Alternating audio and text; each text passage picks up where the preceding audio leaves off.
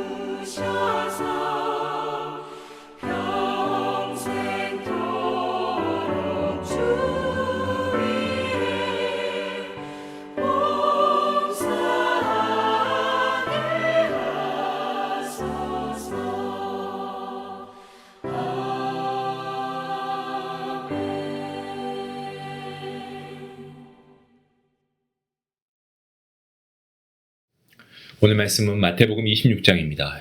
26장 1절부터 13절까지의 말씀 되겠습니다. 함께 말씀을 읽도록 하겠습니다.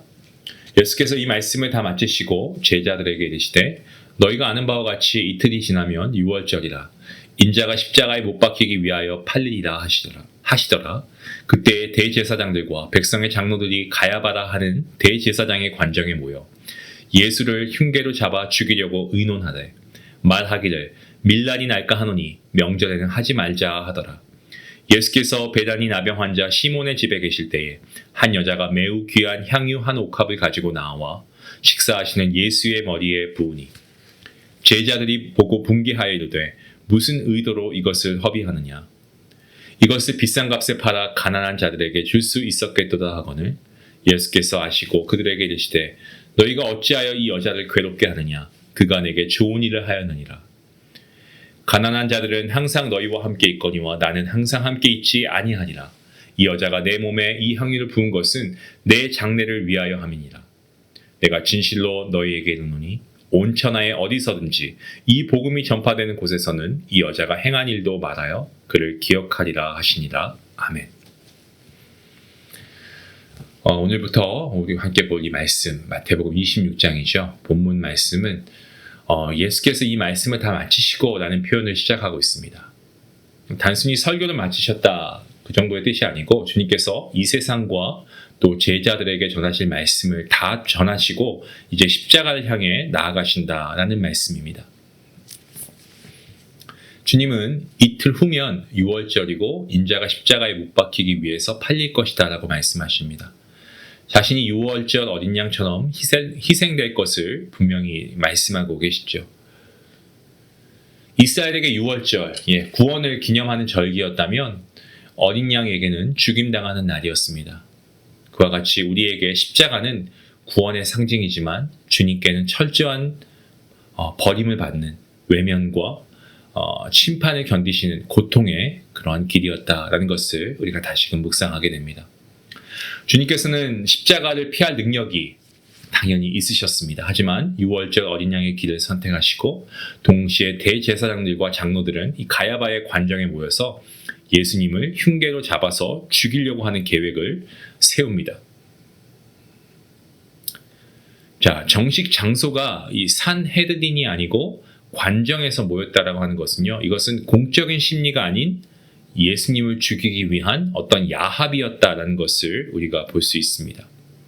그들은 죄를 예수님께 뒤집어 씌워서 백성을 속이려 했고 하나님보다 이 백성들의 반응을 더 무서워했습니다. 그런데 이어지는 장면에서 전혀 다른 인물이 등장합니다. 주님은 베다니 나병 환자 시몬의 집에 계시고 이 여인이 매우 귀한 향유 한 옥합을 가지고 나와서 예수님의 머리에 예수님께 붓습니다. 예수님의 머리에 붓습니다. 이 여인은 향유를 아끼지 않습니다. 그리고 한 번에 부어서 최고의 최선의 헌신을 드렸고 주님께서는 그 행위를 장례를 위한 것으로 받으십니다. 하지만 예수님의 제자들, 허비라고 하죠. 허비. 팔아서 가난한 사람들에게 줄 수 있었다라고 비난합니다. 이 여인을 말이죠. 요한복음은 그 말이 가룟 유다에게서 나왔고 동기가 탐욕이었다라는 것을 분명하게 밝히고 있습니다. 한 여인의 거룩한 사랑을 계산으로 재단하는 겁니다. 그 순간에 헌신은 왜곡되고 예배는 비난의 대상이 됩니다. 주님께서 뭐라고 말씀하십니까? 이 여인이 나에게 좋은 일을 했다라고 하시죠. 그리고 가난한 자를 돕는 일이 계속되어야 하지만 지금 이 여인의 행위는 십자가를 앞둔 나에게 합당한 선한 일이다라고 말씀하십니다. 여인이 향유를 붓습니다. 이 옥합의 향유는 결국 주님께 드리는 마지막 향유가 되었고 참 제자가 누구인지 우리가 말씀을 통해서도 보게 되죠. 주님 곁에 있었던 제자들, 주님과 3년간 동고동락했습니다. 하지만 주님의 마음을 알지 못하고 결국 배신의 길로 가지 않습니까? 하지만 이 여인은 자신의 것을 아낌없이 깨뜨려서 주님의 죽으심을 예배하는 일을 행했습니다. 예수님의 제자 중에 한 사람은 은 30에 주님을 팔았고 오늘 이 여인, 이 한 사람은 옥합을 깨뜨려서 주님을 기념했습니다. 그 주님은 온 천하에 어디서든지 이 복음이 전파되는 곳에 이 여인이 행한 일도 함께 말해서 이 여인을 기억하라라고 말씀하십니다. 그리고 그렇게 될 것이다라고 약속의 말씀을 하시죠. 사랑하는 성도 여러분, 오늘 말씀 우리에게 묻습니다. 우리는 흉계를 품고 누군가의 거룩한 희생을 폄하한 적이 없습니까? 만약에 있다면 우리가 좀 회개하면 좋겠습니다.